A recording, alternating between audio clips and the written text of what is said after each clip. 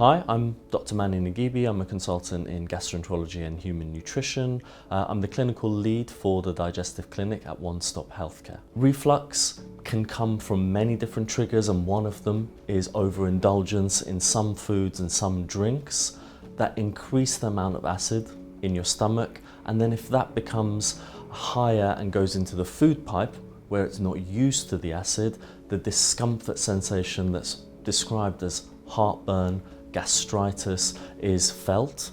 In some people, they don't feel the discomfort and there's a distaste in the back of the mouth or coughing when they're lying down, and that's known as silent reflux.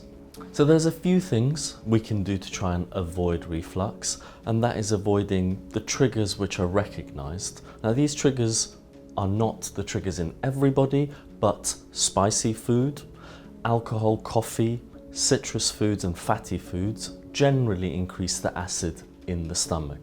The other things we can do to avoid reflux is avoiding eating large meals 3 or 4 hours before sleep.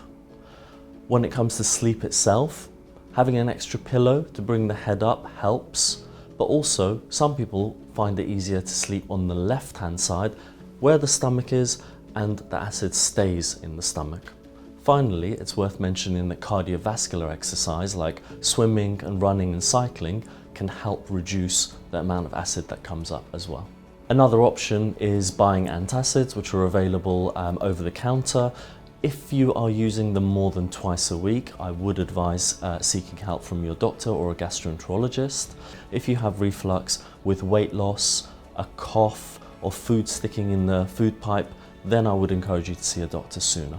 One of the main things you can do to help with reflux is to change your diet. If the symptoms are persistent, consult with your doctor.